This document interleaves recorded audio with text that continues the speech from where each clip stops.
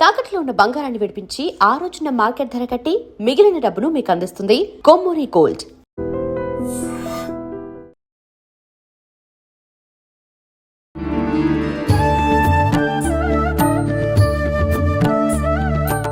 గణేశాయ నమః, గాయత్రీదేవి నమః, మహాసరస్వతి నమః, మాతాపితృభ్యో నమః.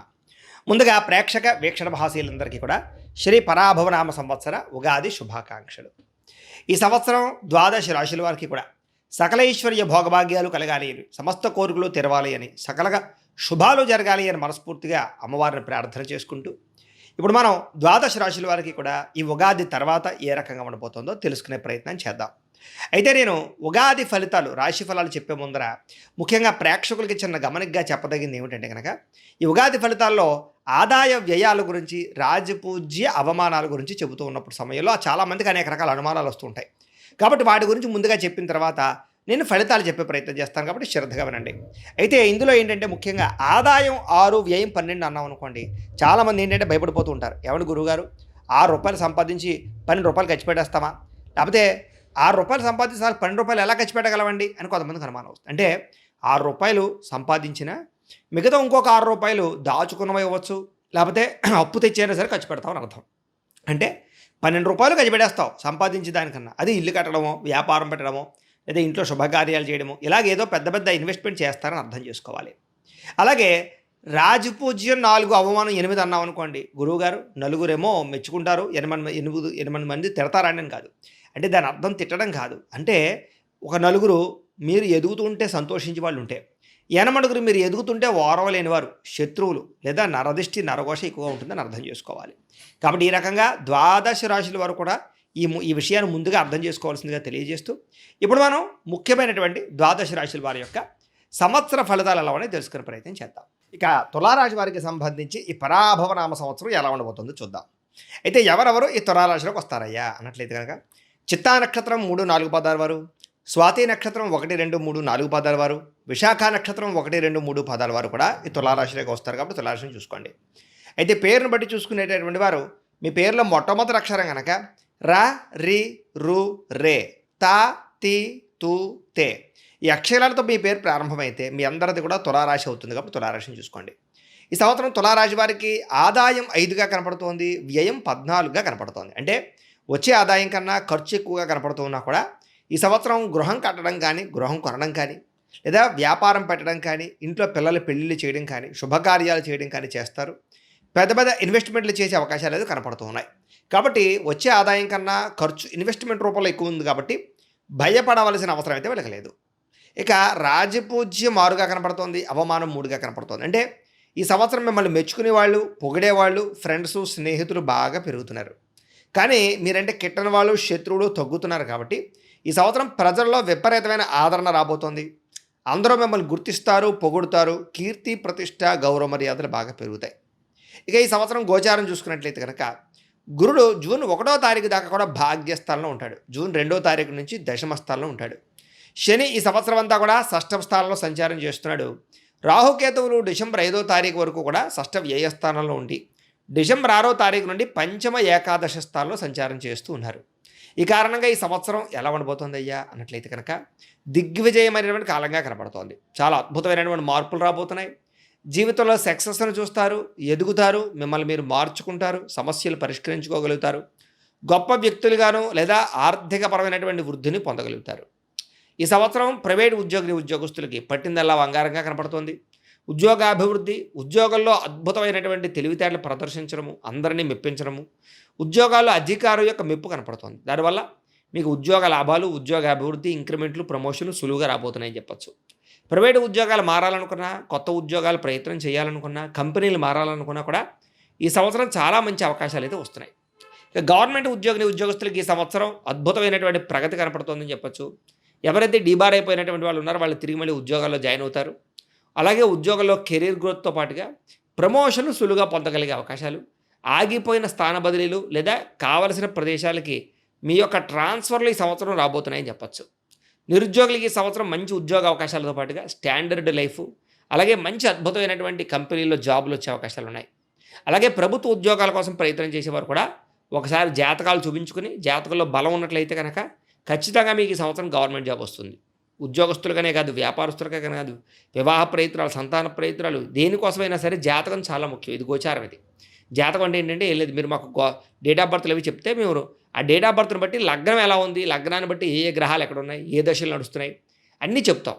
తద్వారా ఏదైనా దోషాలంటే పరిహారాలు చేసుకుంటే సులువుగా మీకు పనులు అవుతూ ఉంటాయి.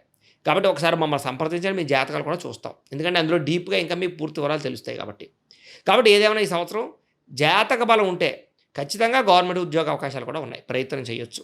ఇక విదేశాలు వెళ్ళాలనుకున్నా, విదేశాల్లో ఉద్యోగాలు చేయాలనుకున్నా ఈ సంవత్సరం బాగా యోగకాలము. విదేశాల్లో ఉండే ఉద్యోగస్తులకు మంచి అవకాశాలు రాబోతున్నాయి. అక్కడ ఉండేటటువంటి ఉద్యోగపరంగా మంచి కంపెనీలో స్థిరత్వం పొందడంతో పాటుగా అక్కడ గ్రీన్ కార్డులు పొందే అవకాశాలు కూడా ఉన్నాయని చెప్పొచ్చు. విద్యార్థులు కూడా పరీక్షా ఉత్తీర్ణతలు కనపడుతున్నాయి, ర్యాంకులు కనపడుతున్నాయి. గతంలో ఆగిపోయిన ఎగ్జామ్స్ మళ్ళీ రాయగలుగుతారని చెప్పొచ్చు, మంచి మార్కులు తెచ్చుకోగలుగుతారు. విదేశీ విద్యల పట్ల ఆసక్తితో పాటుగా కంప్యూటర్ కోర్సులు బాగా జాయిన్ అవ్వగలుగుతారని చెప్పొచ్చు, కొత్త కోర్సులు నేర్చుకోగలుగుతారు. తోటి విద్యార్థులతో సఖ్యతగా మెలగడం, స్నేహంగా మెలగడంతో పాటుగా చదువు పట్ల మంచి ఉన్నత స్థాయికి వెళ్తారని చెప్పొచ్చు. వ్యాపారస్తులకి ఈ సంవత్సరం తెలివితేటలే పెట్టుబడి అవ్వబోతున్నాయి. గతంలో ఉన్న నష్టాలు భర్తీ చేసుకోగలుగుతారు. కొత్త వ్యాపార మార్గాలు అన్వేషిస్తారు, వ్యాపారాన్ని విస్తరిస్తారు, పెట్టుబడులు యోగిస్తాయి, బ్యాంకు రుణాలు మంజూరవుతాయి. వ్యవసాయదారులు కూడా ఈ సంవత్సరం పంట లాభాలతో పాటుగా ఆర్థిక ప్రగతి కనపడుతోందని చెప్పొచ్చు. కొత్త వినూతన రీతిలో వ్యవసాయం చేయడానికి ఉత్సాహాన్ని చూపిస్తారు. అలాగే ఎక్కువ కౌలు రైతులు కూడా లాభాలు కనపడుతున్నాయి ఈ సంవత్సరం. అలాగే పంట వల్ల లాభాలు ఉన్నాయి. కళాకారులకి ఈ సంవత్సరం గొప్ప అవకాశాలు రాబోతున్నాయి. అనేక భాషల్లో పేరు ప్రఖ్యాతలు తెచ్చుకోవడంతో పాటుగా ఓటీటీ ప్లాట్ఫామ్స్లో అవ్వచ్చు, లేదా మీ యొక్క సీరియల్లో నటించే వాళ్ళు అవ్వచ్చు, సినిమాల్లో నటించే వాళ్ళు అవ్వచ్చు, వీళ్ళందరికీ కూడా ఉన్నతమైన స్థాయి అవకాశాలు రావడం, సక్సెస్ రేట్ పెరగడం, అలాగే విజయాలు పొందడం జరిగే అవకాశాలు, అలాగే మంచి హిట్లు కొట్టే అవకాశాలు ఈ సంవత్సరం కనపడుతూ ఉన్నాయి.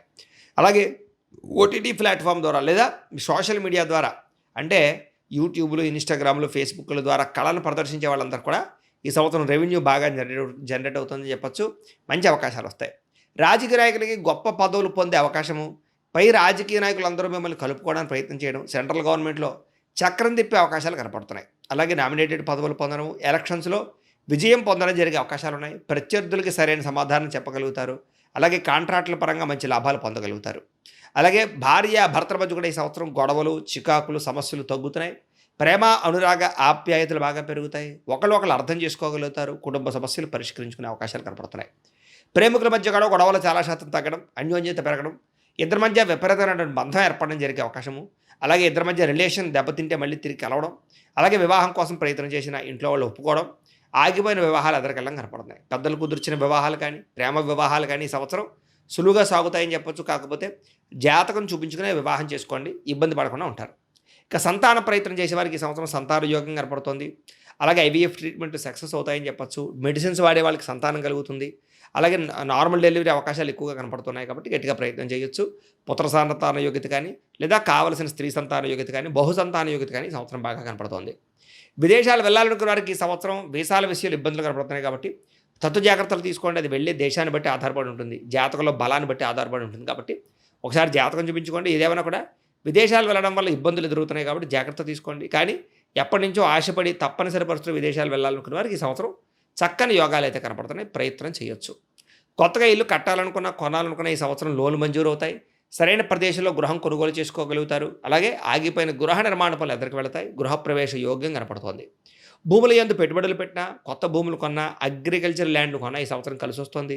పెద్దవాళ్ళ ద్వారా సంక్రమించే ఆస్తులు, భూములు, గృహాలు కొనుగోలు చేసే అవకాశాలు ఖచ్చితంగా కనపడుతున్నాయి. ఆగిపోయిన రిజిస్ట్రేషన్లు ఎదురుకు వెళతాయి. రియల్ ఎస్టేట్లో చక్కని పెట్టుబడులు పెట్టచ్చు. ఈ సంవత్సరం బంగారం యందు, రియల్ ఎస్టేట్లోని పెట్టిన పెట్టుబడులు బాగా వృద్ధి అవుతాయని చెప్పచ్చు.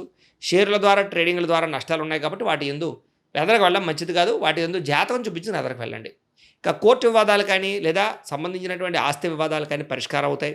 మీకు కోర్టులో చక్కని విజయం కనపడే అవకాశం కనపడుతోంది. అలాగే పెద్దల ద్వారా సంక్రమించవలసిన ఆస్తుల విషయంలో ఏదైనా లావాదేవీలు ఉన్నా, వ్యవహారం ఉన్నా కూడా పెద్ద మనుషుల ద్వారా పరిష్కారం చేసుకున్నట్లయితే కనుక మీకు రావాల్సినటువంటి పెట్టుబడులు మీకు వస్తాయి, ఆర్థిక లాభం కనపడుతుంది. ఆరోగ్యం విషయంలో జాగ్రత్త తీసుకోండి. చిన్న అనారోగ్య సమస్యలు, దీర్ఘకాలిక రోగాలు ఇబ్బంది పడుతున్నా ఇదేమైనా కూడా ఈ సంవత్సరం ఆరోగ్యం మీద ప్రత్యేక శ్రద్ధ పెట్టాలి. ఇంకా చిన్న శస్త్రచికిత్స అవకాశాలు కూడా ఉన్నాయి కాబట్టి జాగ్రత్త. బయట ఫుడ్లు తినకండి. ఉప్పు, అలాగే నూనె, అలాగే పంచదార దీన్ని దూరంగా పెట్టండి. అలాగే జంక్ ఫుడ్లు, బయట ఫుడ్లు, ఆయిల్ ఫుడ్లు తినడానికి ప్రయత్నం చేయకండి. కార్బోహైడ్రేట్లు తగ్గించండి. ప్రోటీను, ఫైబరు, ఫ్యాటు సమతుల్యంగా తీసుకోండి. మీకు ఈ సంవత్సరం ఆరోగ్యం బాగుంటుంది. నిద్ర పట్ల శ్రద్ధ పెట్టండి, వ్యాయామం చేయండి. ఈ సంవత్సరం మితిమీరిన రుణాలు మిమ్మల్ని ఇబ్బంది పెడుతున్నాయి కాబట్టి అప్పుల జోలికి వెళ్ళకండి. పాత రుణాలు తీర్చడానికి ప్రయత్నం చేయండి. డబ్బులు దుబారా చేయకండి. ఏదైనా పెద్ద పెద్ద వాహనాలు వస్తువులు కొనాలనుకున్న రుణాలు తీర్చాక కొనుగోలు చేయండి. అలాగే వాహనాలు అమ్మడము కొనడము కూడా కలిసి వస్తుంది. మంచి మంచి వాహనాలు కొనుగోలు చేసుకోగలుగుతారు. దూర ప్రయాణాలు, తీర్థయాత్రలు, విదేశీ యాత్రలు, విహారయాత్రలు చేయడంలో సంతోషాన్ని వ్యక్తపరుస్తారని చెప్పచ్చు. కుటుంబ సభ్యులతోటి, ప్రేమించిన వాళ్ళతోటి చేసే ప్రయాణాలు మీకు ఆనందాన్ని ఇస్తాయి. ప్రయాణాల్లో కొత్త వ్యక్తుల పరిచయం కూడా మీ జీవితాన్ని మలుపు తిప్పుతుందని చెప్పచ్చు. ఈ సంవత్సరం మితిమీరిన కోరికలు, శారీరక కోరికలు, ప్రేమ కోరికలు, కామ కోరికలు బాగా పెరిగిపోతాయి కాబట్టి ఎవరు పడితే వాళ్ళతో శారీరకంగా కలవడానికి ప్రయత్నం చేయకండి. కొత్త జాగ్రత్తలు తీసుకోండి. ఈ సంవత్సరం స్త్రీలకి పట్టిందల్లా బంగారంగా కనపడుతోంది. ఉద్యోగ ప్రాప్తి, వ్యాపార వృద్ధి, చిన్న చిన్న పరిశ్రమలు పెట్టే అవకాశాలు, వివాహ యోగ్యత, సంతాన ప్రాప్తి, కుటుంబ కలహాలు తగ్గడము, భర్తతో సౌఖ్యం, పిల్లలతో సంతోషము కనపడుతోంది. అలాగే చేసే ప్రతి పని యందు విజయం కనపడుతోంది. ఇంట్లో ఉండే సమస్యలు పరిష్కారాలు అవుతాయి. ఈ సంవత్సరం మీకు అదృష్ట సంఖ్య 6గా కనపడుతోంది. కలిసొచ్చే వారాలు బుధవారము, శుక్రవారము మీకు బాగా కలిసి వస్తున్నాయి. కలిసి వచ్చేటటువంటి రంగు పసుపు రంగు, తెలుపు రంగు మీకు బాగా కలిసి వస్తుంది కాబట్టి వీటిని వినియోగించుకోండి. అయితే ఈ సంవత్సరం కొన్ని జాతక దోషాలు పోవడానికి మీరు చేసుకోవాల్సిన పరిహారాలు ఏంటంటే, ఈ సంవత్సరం కుజుడికి, రాహువుకి, గురుడికి, శనికి జపతర్పణ హోమాలు చేయించుకోవడము, గణపతి హోమము, మేధా దక్షిణామూర్తి హోమము, లక్ష్మీ కుబేర హోమము, మన్యసూక్త హోమము చేయించుకున్నట్లయితే మీకు ఈ సంవత్సరం అంతా కూడా శుభప్రదంగా ఉంటుంది. అయితే ఈ జపాలు, ఈ హోమాలు చేయించుకోవాలని కుతూహలం మీకు ఉన్నట్లయితే కనుక మమ్మల్ని సంప్రదించినట్లయితే మా పీఠంలో ఉండే బ్రాహ్మణుల ద్వారా ఈ పూజలు, జపాలు నిర్వర్తింపచేసే ప్రయత్నం చేస్తాం. అలాగే మీరింట్లో చేసుకోవాల్సినటువంటి పరిహారాలు ఏమిటంటే కనుక, మీరింట్లో సప్తశని వారాల వ్రతం కానీ, సంకష్టహర చతుర్థి వ్రతం కానీ, 16 సోమవారాల వ్రతం కానీ, లేదా ప్రతి పౌర్ణమి రోజు, ఏకాదశి రోజు సత్యనారాయణ స్వామి వ్రతం కానీ చేసుకున్నట్లయితే ఈ సంవత్సరం అంతా మీకు గ్రహదోషాలు తొలగడమే కాదు, దేవతానుకూలత కలిగి ఈ సంవత్సరం అంతా కూడా విజయప్రదంగా ఉంటుంది అని తెలియజేస్తూ, అయితే ప్రేక్షకులకి ముఖ్యంగా మనకి ఏమిటయ్యా అన్నట్లయితే కనుక, ఇప్పటిదాకా మేము చెప్పినటువంటి ఈ ఫలితాలన్నీ కూడా గోచార ఫలితాలు. అంటే ఈ రాశిలో ఉండేటటువంటి కోటాను కోట్ల మంది అందరికీ వర్తిస్తాయి. కాబట్టి ఆ రకంగా వినే ప్రయత్నాన్ని చేయండి. ఒకవేళ మీ పర్సనల్ జాతకం అంటే మీకు ఒక్కరికి ఎలా ఉందో తెలుసుకోవాలి అన్నా, లేదా ఏదైనా సమస్యలతో ఇబ్బంది పడుతూ ఉన్నా, దానికి మీ date of birth, time, place of birth, మీ పేరు మా వాట్సాప్ నెంబర్కి మెసేజ్ పెట్టినా, లేదా మాకు ఫోన్ చేసినా కూడా మీ జాతకం ఎలా ఉందో చూసి చెప్పే ప్రయత్నాన్ని చేస్తాము. లేదా ఏదైనా సమస్యలతో ఇబ్బంది పడుతూ ఉంటే కనుక వాడికి పరిహారాలు చెప్పడం కానీ, లేదా పరిహారాలని మా పీఠంలో ఉండే బ్రాహ్మణుల ద్వారా జపాలోని, మండపారాధనలని, అభిషేకాలు, తర్పణాలు, హోమాలు ఇవన్నీ కూడా చేయించే ప్రయత్నం చేస్తాం. లేదా మీరు స్వయంగా వచ్చి పాల్గొన్నా కూడా మీ చేత కార్యక్రమాలు కూడా నిర్వర్తింపజేసే ప్రయత్నం చేస్తాం. కాబట్టి చక్కగా ఈ సంవత్సరం అంతా కూడా మీకు సుభిక్షంగా ఉండడానికి చక్కగా ఈ జపాలు, హోమాలు చేయించుకున్నట్లయితే మీకు చాలా బాగుంటుందని ప్రత్యేకంగా తెలియజేస్తూ, అలాగే చాలా భవిష్యత్తులో మీకు ఇంకా అభివృద్ధిలో ఉండడానికి చక్కగా ప్రతిరోజు ఇంట్లో దేవతారాధన చేసుకోండి అని ప్రత్యేకంగా తెలియజేస్తూ, స్వస్తి ప్రజాభ్య పరిపాలయంతాం న్యాయేన మార్గేణ మయి మయీషాః గోబ్రాహ్మణేభ్య శుభమస్తు నిత్యం లోకాః సమస్తాః సుఖినో భవంతు స్వస్తి. దీన్ని తవ్వండి, తవ్వుతూనే శివలింగం. పరమాత్మకు జీవా సరే దాన్ని అట్లా కప్పేసేయండి, చూపించదండి. Krishna is there.